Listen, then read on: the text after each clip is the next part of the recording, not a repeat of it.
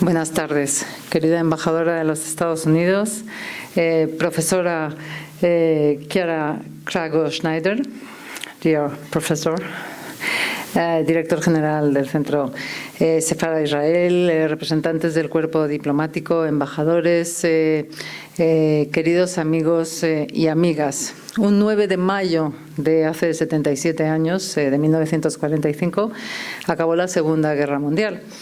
Y qué desgracia que estemos celebrando este aniversario, presenciando nuevamente la guerra en Europa, cuando la dábamos por desterrada para siempre jamás. Estamos testimoniando el desplazamiento de mujeres, hombres y niños que huyen de la guerra en su aspecto más monstruoso. Ya son 6 millones los ucranianos desplazados y volvemos a ser testigos de crímenes de guerra, de víctimas, fosas comunes, otra vez la barbarie.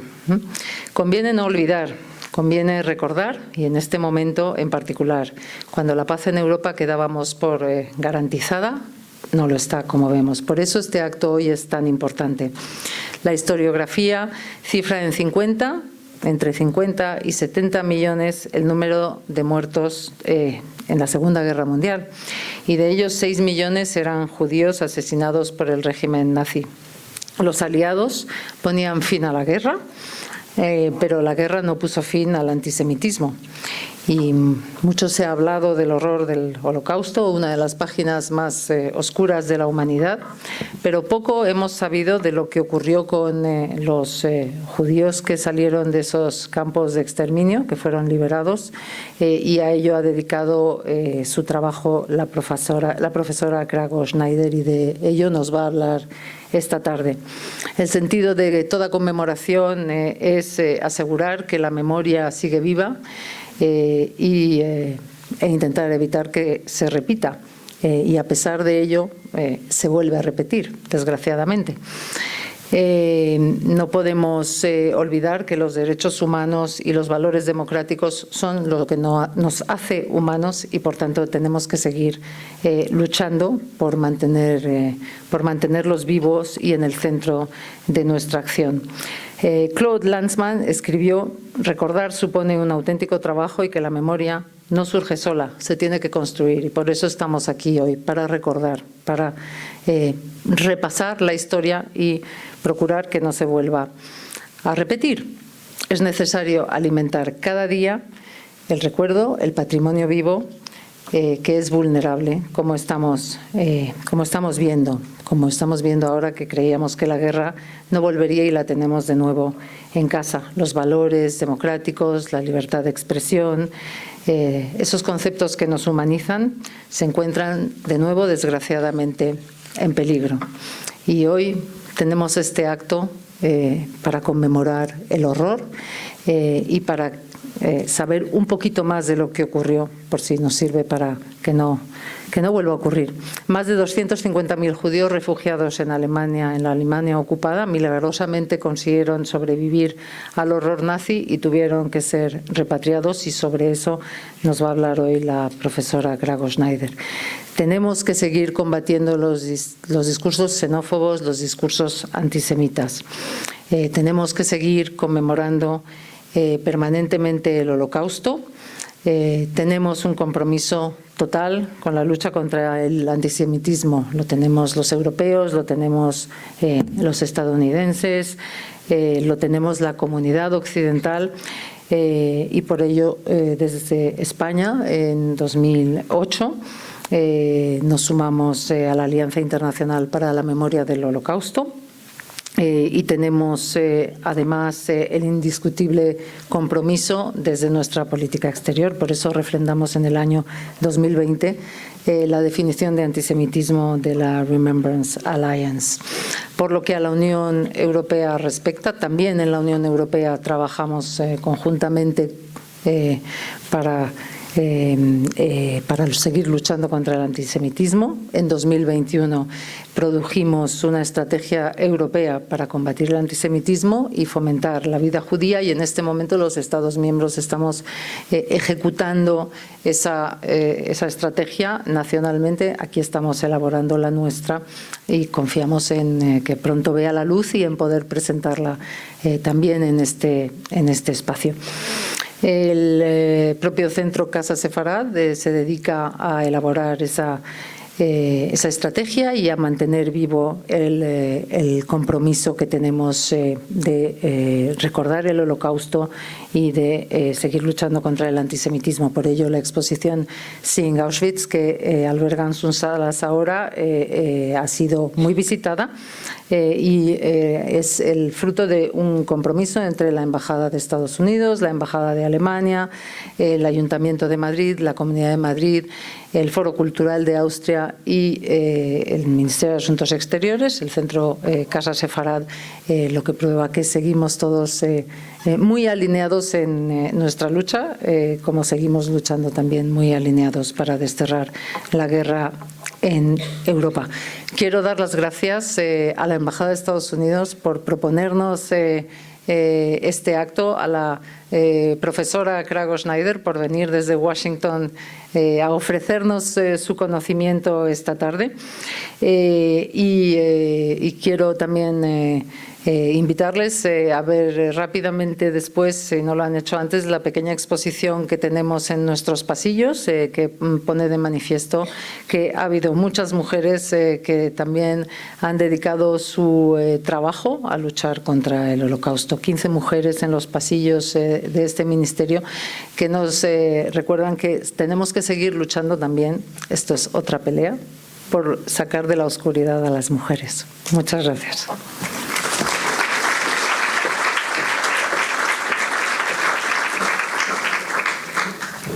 Bueno, muchas gracias a la Secretaria de Estado, Ángeles, por las palabras de bienvenida al Centro Sefarad-Israel, por invitarnos a participar hoy en este evento. Vamos a escuchar hoy a una experta que desarrolla un trabajo clave para que no se repitan las consecuencias tan dañinas del Holocausto.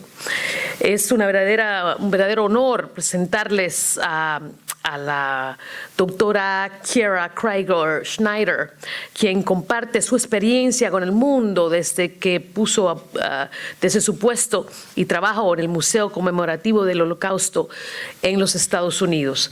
Sus investigaciones sobre los efectos de la tragedia del Holocausto en aquellos que sobrevivieron y que siguieron sufriendo discriminación y crueldad aún después de finalizar la guerra son hoy una herramienta fundamental para prevenir que estos hechos se repitan.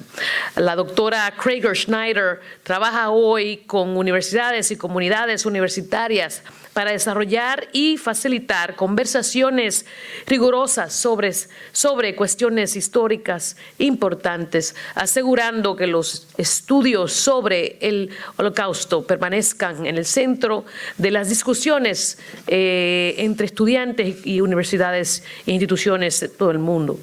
Quiero también subrayar hoy el compromiso del presidente de Estados Unidos, Joe Biden, con la universidad y la libertad religiosa.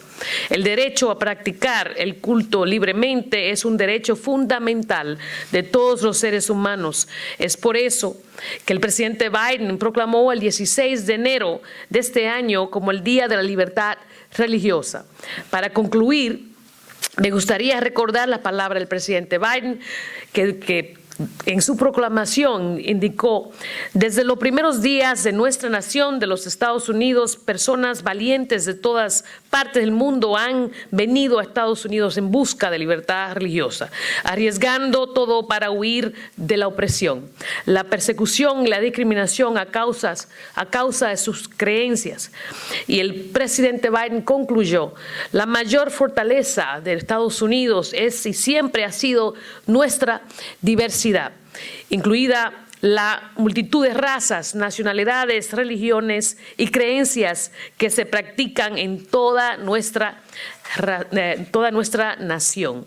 Hemos vivido en los Estados Unidos los últimos años unos momentos muy complicados donde se ha aumentado el antisemitismo en varias partes del país. Entonces, el trabajo de la profesora Crago-Schneider es más importante que nunca, no solamente haciendo estos encuentros en lugares como Madrid y en Europa, pero también en mi propio país, que hemos visto cómo se pueden crear situaciones muy complicadas para comunidades, particularmente la comunidad judía en los Estados Unidos. Con eso le doy muchas gracias al Ministerio y el Centro por poder colaborar con nosotros en la Embajada Americana, y muchas gracias a la doctora Crago-Schneider por estar aquí presente y compartir con nosotros sus ideas y su conocimiento. Muchas gracias. Hello, everyone. I would like to begin by thanking the United States Embassy and the Centro Sefarad-Israel for inviting me to come and speak with you all this evening. Their collaboration with the Ministry of Foreign Affairs has allowed me to be here. I would also like to thank the individuals who made this program possible here on the ground in Madrid. So a special thanks to Jessica San Ramon, Sabine Weiler, Israel Doncel Martin, and Ángeles Moreno Bau for working to make this happen. I also want to take a moment to thank Owen Thompson, who is your translator this evening. But I'd like to just jump right in. So, well, the United States joined the fight against the Nazis and their allies in 1941. American troops had almost no contact with the Holocaust until they began moving throughout West Germany in the spring of 1945, liberating centers. This is not to say that Americans did not know about the abuse, torture, and murder of Europe's Jews. In fact, American newspapers and magazines reported on the mass murder uncovered in Majdanek in 1944, some even publishing this photo of piles of bodies in the crematoria. However, limited coverage of the atrocities in the East, combined with suspicions relating to Soviet reports of Nazi efforts to destroy Europe's Jews, resulted in disbelief among many Americans until they were confronted by U.S. and British Army newsreels of the atrocities in the immediate post-war moment. Liberation forces were overall incredibly sympathetic to the suffering of survivors and their immediate needs, going above and beyond to help survivors in any way that they could. After almost 4 years fighting the Axis powers and the loss of comrades in battle, there was no love lost between American liberation forces and the Germans they encountered as they swept eastward towards Berlin. Who fell into the category of enemy and who counted as the victim was clear to the vast majority of these troops, and they were willing to do all that they could to ease the suffering of the survivors they encountered. However, the realities of the post-war situation, the replacement of frontline forces, and the anti-Semitism shared by many soldiers, combined with mounting Cold War tensions, meant the treatment of Jewish survivors in post-war Germany shifted and changed over the course of American occupation. Well, official policy after August 1945 was to place Jewish survivors' needs above those of all other victims of National Socialist persecution, which did actually happen in terms of supplies, housing, and medical care. The course of daily interactions and the status of the Jews under American control were often influenced by the military and the political realities of the post-war. Today, the United States is argued to have been a very strong friend, in fact, the strongest friend of the Sharit HaPleita, or surviving remnant of European Jewry in post-war displaced persons, or DP camps in Germany. However, a closer examination of the relations between members of these two parties illustrates a much more nuanced and, on occasion, contentious series of interactions, ranging from aid and support to outright anti-Semitism and hostility. These ever-changing relations can be broken into 3 phases, with overlapping anti-Semitism in each one. I'll spend my time this evening focusing on the first 2 phases of this history, and will refer to the first phase as that of first contact. This first contact occurred between liberation to the winter of 1945. The second phase is marked by the arrival of new occupation forces, as well as a large number of Jews who fled westward into Germany. It spanned from 1946 to early 1948. The final phase ranged from 1948 to 1957, when the American occupation authorities decided to transfer control over West Germany to the Federal Republic of Germany, and Cold War tensions rose. I won't discuss the last phase tonight, since the West German government was in control of all remaining DPs for the majority of that period, but please do feel free to ask any questions at the end. This evening, we will examine how the treatment of Jewish survivors went from being a major priority of the United States to a nuisance as America groomed Germany to move from the position of an enemy to an ally.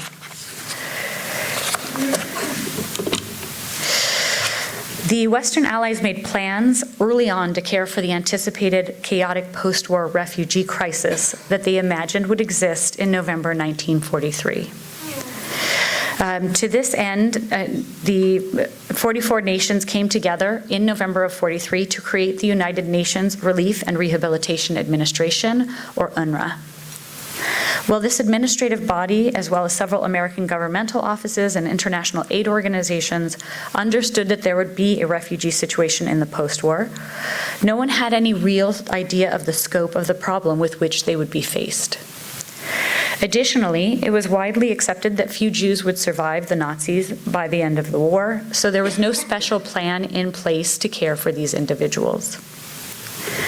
Just so you have an idea of the scope of the post-war refugee situation faced by the Allies, some 60 million people, not just Jews, were displaced from their homes during the war. Most of these displaced were forced to move across Europe by the Nazis in an effort to bring about their visions of separation of the races in Europe. The remaining populations were either fled eastward or were pushed eastward by the Soviets to ensure that industry, especially the war industry, was able to continue even while the Nazis were advancing into the interior. The vast majority of these people immediately made their way homeward after liberation, clogging the continent's roads. By the end of the Second World War, somewhere around 14 million people remained displaced in Europe outside of the Soviet Union. Of this number, it's estimated that around 8 million were in Germany alone. In addition to the 8 million displaced persons living in post-war Germany were an estimated 12 million Volksdeutsche, or ethnic Germans, who had fled their homes or had been expelled from their homes in the East after the Potsdam Conference in the summer of 1945. These individuals flowed into Germany without any resources, seeking housing, jobs, and a chance to rebuild their lives. Ethnic Germans were solely the responsibility of their fellow Germans, and the remaining government offices still functioning. The 8 million United Nations displaced persons in Germany in the spring of 1945, known as UNDPs, or just DPs, included concentration camp survivors, forced laborers, voluntary workers, and Nazi collaborators hoping to pass as victims of National Socialism, all seeking care in a very chaotic and very sparse environment. Allied and UNRWA efforts to repatriate as many of these people as quickly as possible resulted in the return of almost 7 million DPs in the summer and fall of 1945. And this is a reparation train that is going to the east, and the images of these often are of the Polish national flag on the side. They were often decorated. It was celebrated that they were returning home.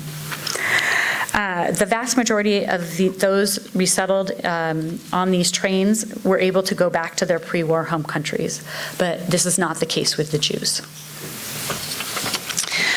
Now, of the 8 million DPs liberated in Germany, only 90,000 of them were Jews.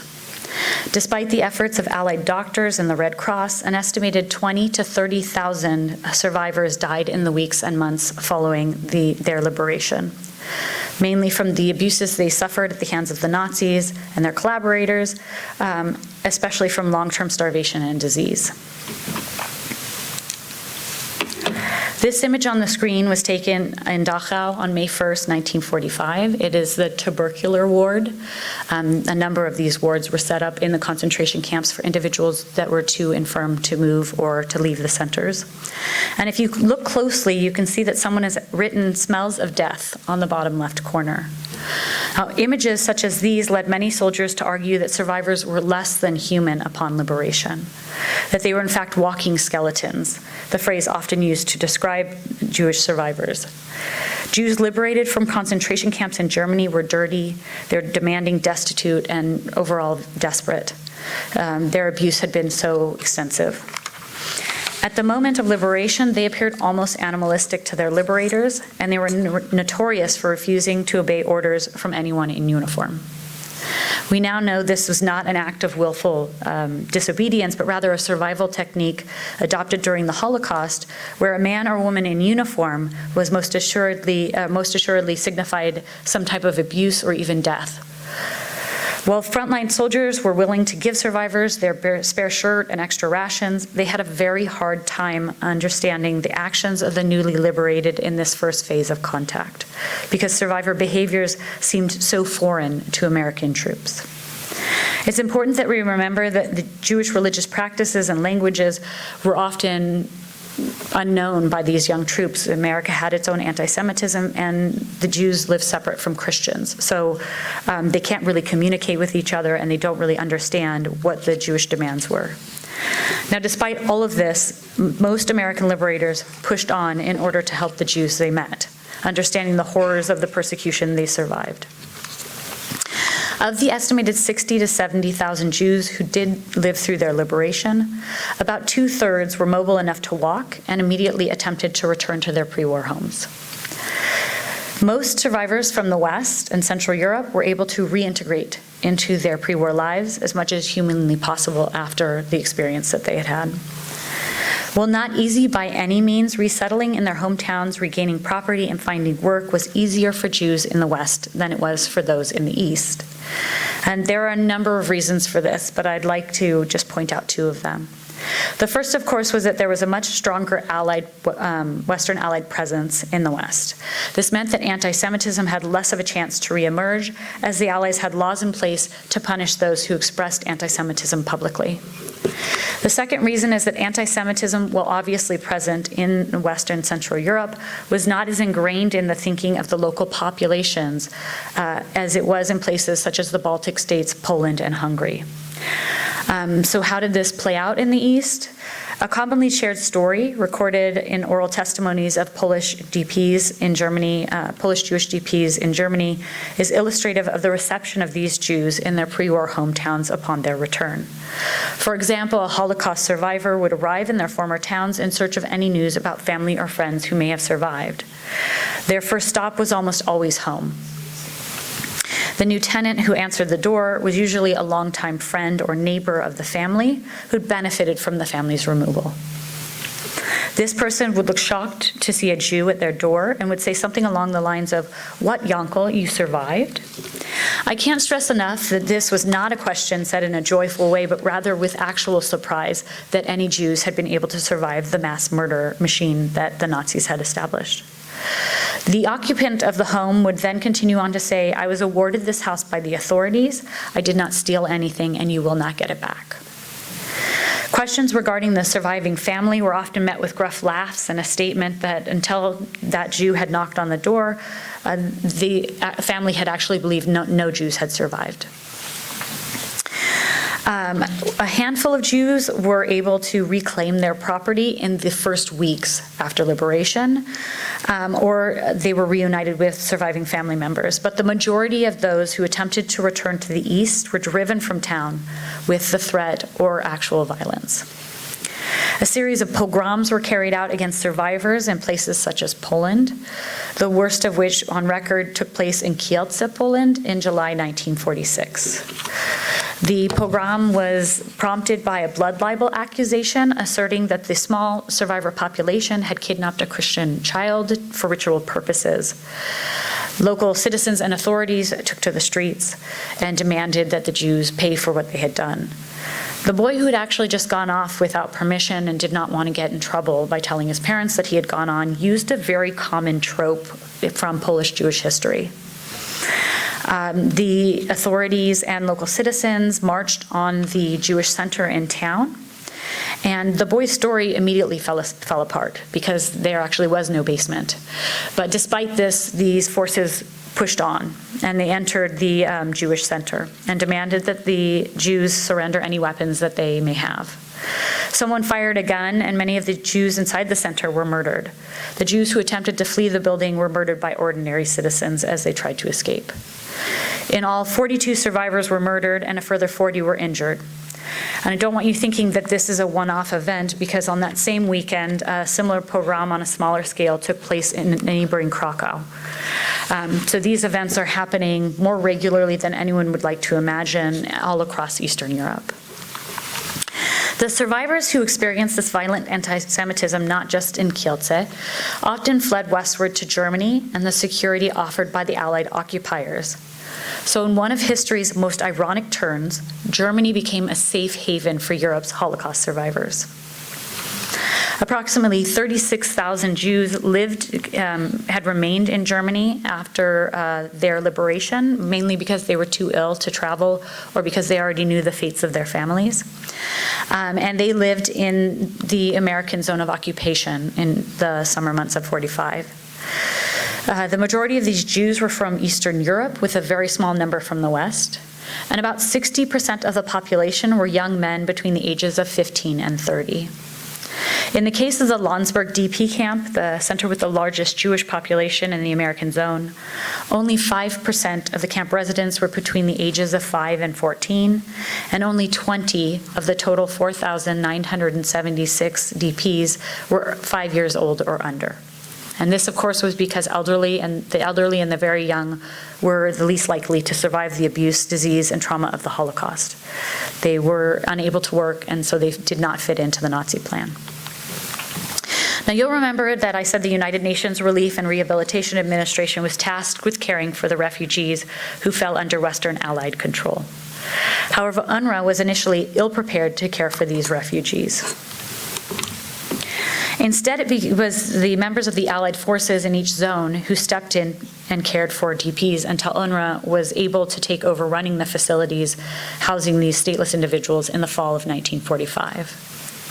And you can see in the middle, this is an American soldier surrounded by Jewish children in a DP center.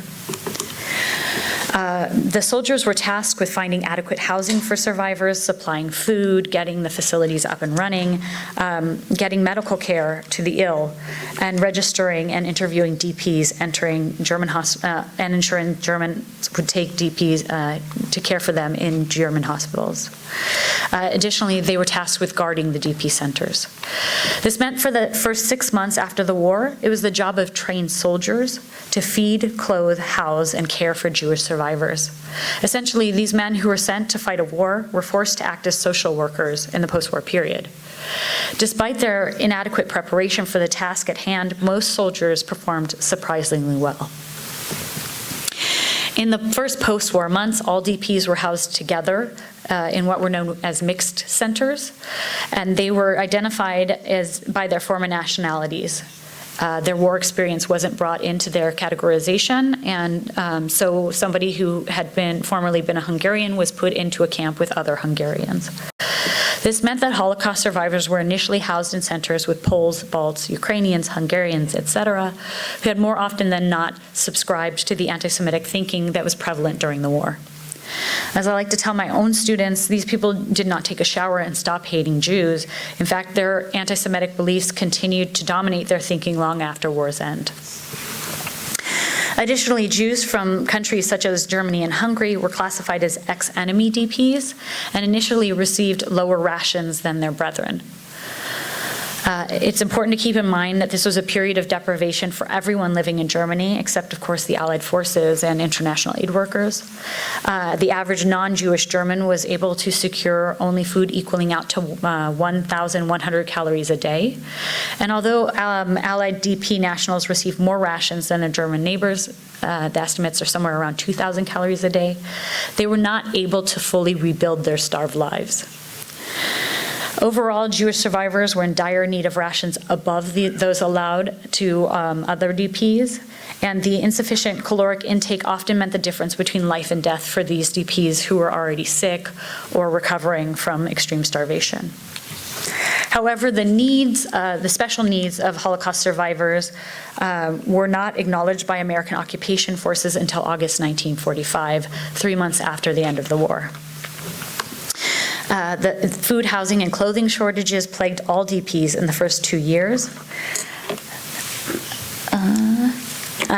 The lack of clothing meant that Jewish DPs often had to continue to wear their concentration camp uniforms long after their liberation, and a fair number of DPs were given Nazi or American Army uniforms, which you can imagine created its own problems. And if you look closely at this photo, you can see that some of them are wearing American hats and jackets. It's believed that for the first 2 years after liberation, a Jewish Holocaust survivor would receive one outfit. There were just not enough clothes to go around. That didn't rectify itself until 1947. Additionally, housing was at a premium in the post-war period, as fighting during the war resulted in the almost total destruction of apartment complexes and homes in certain German towns. This meant that every available housing option was used for the refugee population in Germany. And I'm just going to show you quickly a couple of the larger centers. So this was Fernwald. This is at Zeigenheim. This is Feldfing. And this one is again Zeigenheim. But you can tell from the different images that the camps were established in any buildings that looked like they could hold individuals, which meant that they actually had to turn to Nazi barracks, Hitler youth schools, and the housing complexes that had formerly been used by workers who had come to Germany to help with the war effort.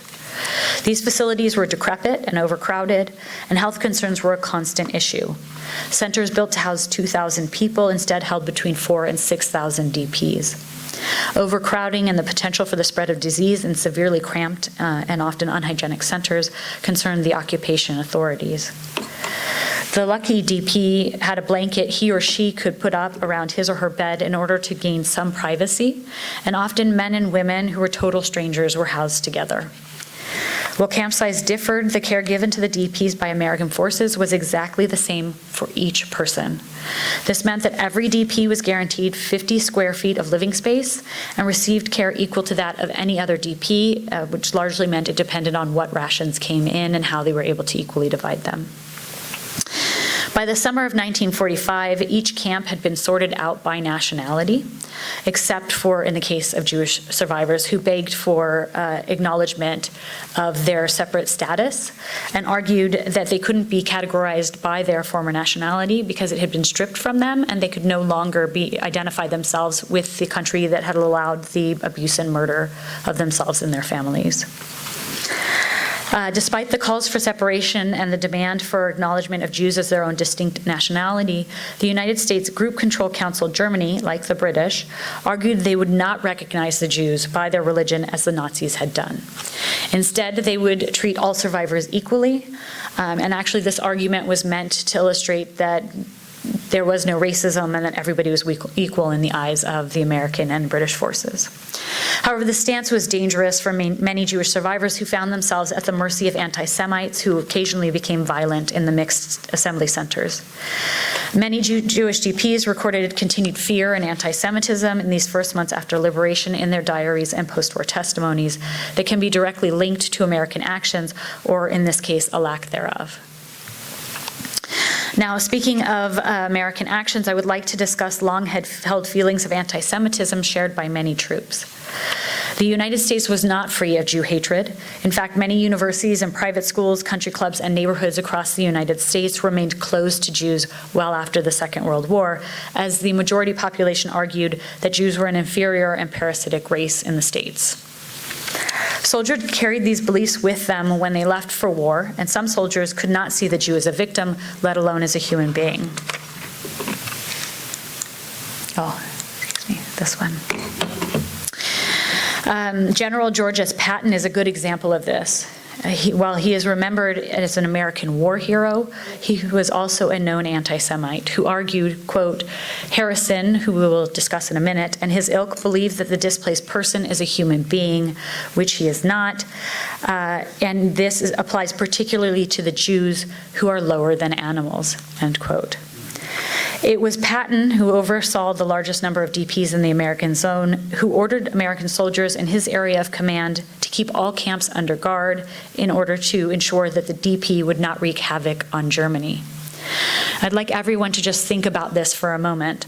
This meant that newly liberated survivors lived in centers surrounded by barbed wire and could not leave without written permission or facing the possibility of death at the hands of armed American soldiers because it was feared that they would attack Germans, the people who had previously attempted to annihilate them. Now, anti-Semitism did not only affect officers at the highest echelons. For example, one American soldier was overheard by a higher-ranking officer muttering comments about the Jews he was tasked to aid in the Landsberg DP Center. He referred to these Holocaust survivors as animals, stating they, quote, are getting better treatment than the Germans, and they don't even work as the Germans do, end quote. Illustrating that even right after the war, there were soldiers who favored the Germans over the Jews. Now, I don't want anyone leaving this room tonight thinking that all soldiers thought like this, or that even those who did hold anti-Semitic beliefs were not able to put aside their feelings to help and care for survivors. Because overall, American frontline troops really did go above and beyond to help newly liberated Jews to survive. However, it's important that you keep in mind that anti-Semitism was a fact of post-war life. While American authorities continued to deny Jews separate facilities, Jewish soldiers and diplomats in Germany began to send word home to their families and friends in the United States, describing the mistreatment of Jewish DPs by U.S. occupation forces. These accusations reached the government, and the State Department actually got together to try and figure out what should be done to improve these situations, or at least to evaluate the situation. So the State Department came to Truman in the summer of 1945 and proposed that they send an American envoy to look at the care and control of these individuals. And Truman agreed to send a delegation in June 1945. The delegation was sent with direct orders to, quote, ascertain the needs of the stateless and non-repatriatables, particularly Jews, among the displaced persons in Germany, and to what extent those needs are being provided at present by military authorities, international and national private organizations, end quote. In the end, Earl G. Harrison, a former representative of the Intergovernmental Committee on Refugees, was sent to Germany, along with a convoy to evaluate the situation. Harrison toured over 30 camps. Neighboring Dachau, especially neighboring Dachau, considered some of the worst centers in the American zone because of their overcrowding and general dilapidation. These centers were also the ones with the highest number of Jewish survivors. Harrison was so disturbed by what he encountered that he cabled a message home to Henry Morgenthau Jr., then U.S. Secretary of the Treasury and the only Jew in both Roosevelt and Truman's cabinet, stating, quote, in general found complete confirmation of disturbing reports concerning Jews in safe zone of Germany, end quote, meaning the Allied zones of occupation. He ended this message by noting that he sent the cable in advance of his return in the hopes that some sort of action would be taken immediately so that at least a small number of survivors would see that they, quote, have in fact been liberated as well as saved, end quote. To this end, Truman appointed General Dwight D. Eisenhower to oversee improvements in the housing, feeding, and supplying of Jews living in centers in the American zone of occupation. Harrison's visit and his subsequent report was one of the most significant factors impacting change for Jewish displaced persons living under American control. Not only did it stress the need for immediate and drastic policy changes concerning the treatment and identification of Holocaust survivors, but it also called for the resettlement of European Jews on Palestinian soil. Harrison argued that while the Jews had been liberated militarily, they were not yet free. He described the DP as living in camps, quote, under guard, behind barbed wire, crowded, frequently unsanitary, and generally grim conditions, in complete idleness with no opportunity except surreptitiously to communicate with the outside world, waiting, hoping for some word of encouragement and action on their behalf, end quote. According to Harrison, the Jews could look out from their dismal, bare, and crowded camps and see happy Germans living in their own homes, leading normal lives. He noted this situation only made Jews question whether the United States military supported the policies of the Nazis. While it is understood that Harrison exaggerated many of his statements in order to stress the need for immediate improvements, his report motivated Truman to make that policy changes that he suggested. Accordingly, Jews were recognized as their own national group, and the military under Eisenhower established Jews-only centers to house these survivors. Eisenhower's authority over Jews in Germany drastically changed the daily treatment of Jewish DPs, while also removing General Patton from the area. Eisenhower ordered all of his officers to requisition any supplies from Germans needed to bring the standard of living in the camps up to the same level as that of individuals living outside of the centers. He instructed his senior officers to visit the camps on a regular basis to interact with the councils that were established in each center, and he moved forward with appointing an advisor on Jewish affairs who would meet with the DPs and report their needs and concerns to the American occupation government. Finally, Eisenhower had the armed guards and barbed wire removed from the camps and replaced them with internal Jewish security. For his part, Truman began pushing for the immediate resettlement of Holocaust survivors in Palestine as a solution to the continued statelessness of these individuals. While this plan did not come to fruition for almost 3 years, it made the American zone an incredibly attractive location for Jewish survivors who had hoped to immigrate to Palestine. On the ground, American officers began identifying locations appropriate for Jews-only centers and established facilities suitable to address the needs of Holocaust survivors. For example, entire hospitals were requisitioned for Jewish use only, and the doctors and nurses, the German doctors and nurses who had been working there, were told that they had to continue to work, but now to save Jews. Although overcrowding continued to be a problem in the camps, Jews settled into their lives in these centers, rebuilding families, setting up schools and religious institutions, and attempting to recreate some semblance of their pre-war lives. American officials, as well as members of American aid organizations such as the American Jewish Joint Distribution Committee, actively worked to supply these DPs and to help them rebuild their lives. Despite drastic policy changes in Germany, two related factors negatively affected the treatment of Jewish DPs by Americans beginning in 1946. These were the removal of the frontline soldiers who had liberated the concentration and death camps, and the introduction of ill-prepared and unsympathetic troops. Soldiers, as you know, are not traditionally trained as caregivers. They're taught discipline, defense, and methods for attack. This was just as true for American soldiers in post-war Germany as it is today. Many frontline soldiers understood the importance of caring for survivors because they had seen the violence that had been perpetrated against them. However, the new troops sent in late fall, early 1946 were often inexperienced and immature. They generally lacked understanding of the survivors' war experiences and saw them as unhygienic, uncivilized, needy, and demanding. These are the terms most often used to describe Jewish DPs. In his memoir, Simon Schochet, a DP from the Feldafing Center, wrote, quote, "Most of the first-line U.S. troops who were immediately responsible for our liberation have been replaced. The newer outfits are quite different in attitude towards the DPs. The generosity, sympathy, and help which were showered on us during the first months of our liberation by the American GIs and officers, regardless of their nationalities or religions, are now shown towards us only by members of the occupation who are first-generation American of Polish, Jewish, Czech, or Hungarian descent." End quote. This lack of understanding of and empathy for Jewish survivors only worsened with the abolition of the non-fraternization ban in 1945. Unlike the frontline soldiers, the new troops could actively pursue a romantic relationship with a German without emotional or legal barriers standing in their way. These soldiers were not evaluating Germans based on their Nazi past, but rather on their current interactions with them. According to Dr. Samuel Gringaz, a survivor, quote, "The young soldiers had not seen the Germans in their lonesomeness. Instead, these soldiers met pretty girls willing to become sexual partners with soldiers, citizens with good manners and clean homes. When compared to the Jewish survivors who seemed demanding and rude, it became confusing for many of these young soldiers to remember who had perpetrated the war and for whom they were supposed to be caring. These new troops arrived in Germany with their own anti-Semitism, which began to incorporate elements of existing German anti-Semitism as the post-war period continued.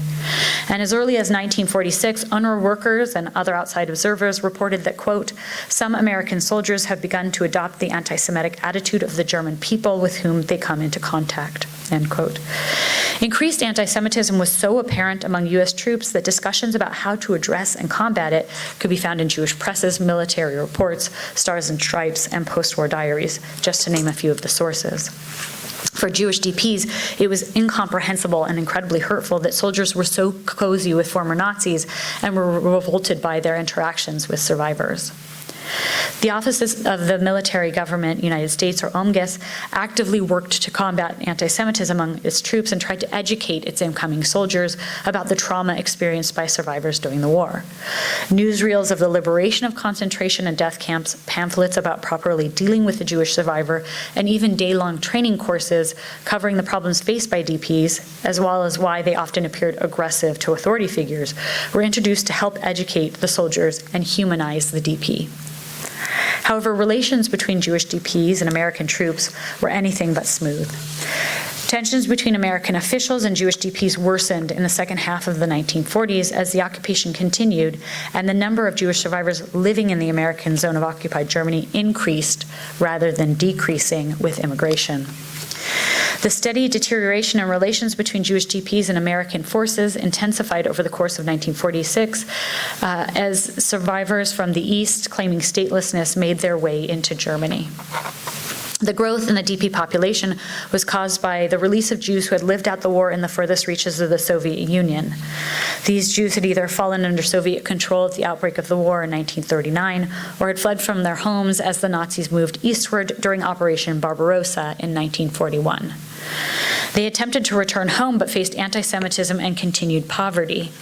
And this is an image of the funeral after the Kielce pogrom. And it was actually the Kielce pogrom that convinced many of these Polish Jews who were trickling back into Poland that there was no future for them there. Instead, they moved westward in the hopes of securing a coveted visa abroad. They were joined by a small number of Russian, Hungarian, and Romanian Jews who took the opportunity created by this bedlam to make their way out of the East. Using the clandestine Aliyah Bet movement operated by Jews in Palestine, these East European Jews traveled across Europe, illegally crossing borders, until they reached DP centers in Germany, Italy, and Austria. The majority of these Jews settled in the American zone of occupation, as the British had officially closed their zone and were not actively advertising that they were willing to take individuals who were flowing in 1946. Additionally, stories that these Jews had heard about the good treatment by Americans in their zone and the U.S. push to open Palestine to survivors convinced the second wave that their best chance at a future away from Europe could be achieved only if they lived in the under American control. The new refugees from the East were known by Allied authorities as infiltrees, and they numbered around 300,000 in total. Fearing a backlash so soon after the Harrison report, OMGS allowed these Jews to enter the zone and to settle in existing and newly created DP centers. While they initially received lower rations than their brethren who had been in Germany since the summer of 1945, they were eventually integrated into the DP system and shared equal rights with all Jews under American control. The influx of Jews from the East in 1946 and 1947 brought the number of Jews in Germany under American control from that roughly 35 to 50,000 to somewhere around 250,000. It also meant that the percentage of the population went from 2% of displaced persons to 20% of displaced persons. The new arrivals caused several problems for the Allies as housing and resources continued to be scarce in the post-war period.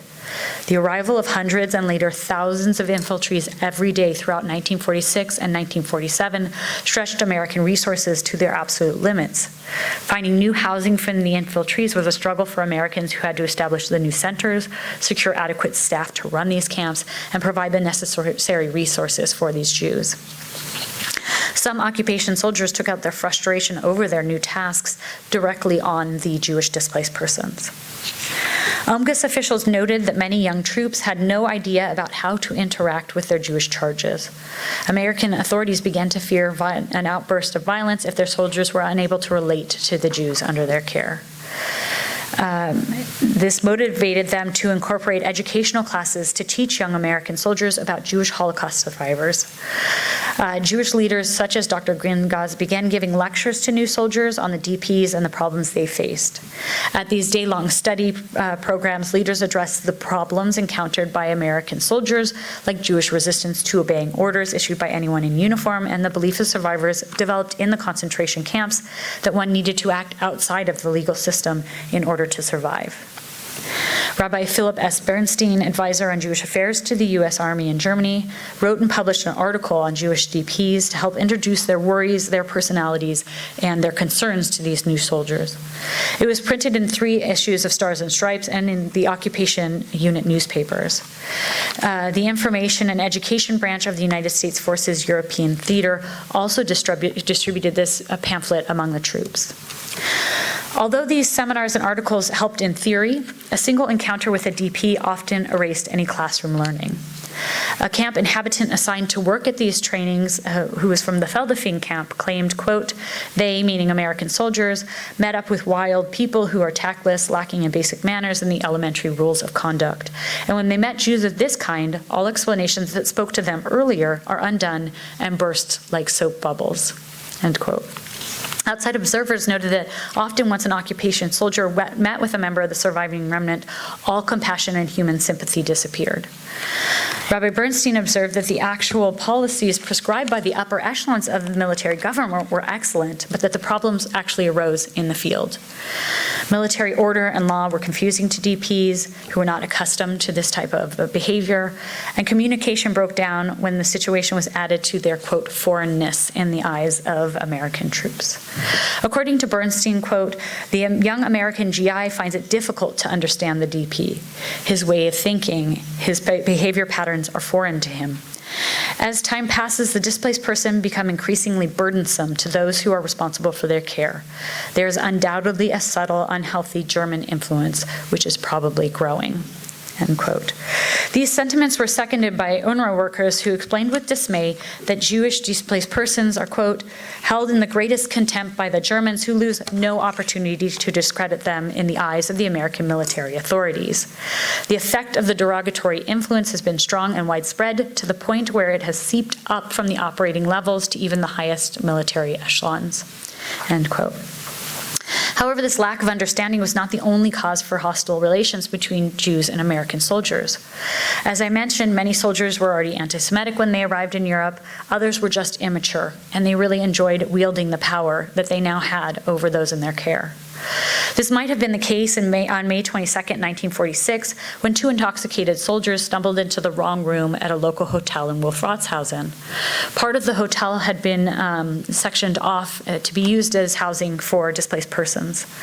Rather than apologizing and leaving, the 2 soldiers made the 6 Jewish displaced persons occupying the room stand at attention and sit on command, while demanding they play the accordion, all at gunpoint.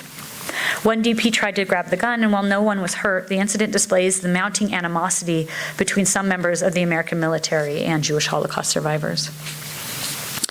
The deterioration of relations between American soldiers and displaced Jews became so worrisome that the Army conducted a study among its troops to examine their relations with Germans and Americans, as well as racism and anti-Semitism among the troops. Out of 1,790 troops surveyed, 51% believed that there were definite positives to Hitler's rule. A further 22% felt that the Germans had cause to implement the final solution, while 19% thought that the Germans had probable cause to go to war, illustrating the strong presence of anti-Semitism and the influence of local Germans on American troops. The rise in tensions between the Western Allies and the Soviet Union did not help improve relations between Jewish DPs and American soldiers. Instead, the decision to groom West Germany to become an ally against the Soviets only worsened the situation. The Western Allies began to work to rebuild West Germany's economy in late 1947, believing that without a functioning economy, Germany was susceptible to allying itself with the Soviets. However, there was no functioning legal economy in the country at the time because basic needs were impossible to secure through legal channels. Food continued to be scarce well into 1947, and even the American military noted that there was a, quote, critical situation in general food supply, end quote, in the country early into that year. Given that the resources available in Germany were woefully insufficient for the number of people in need of aid, and the Allies failed to import sufficient goods from their respective countries, they could not fully supply all of the refugees under their care. This situation was, of course, exacerbated by the influx of the infiltrees. According to an UNRWA report written in July 1946, the DPs received about 10% of the requirements necessary to achieve a minimum acceptable standard of living.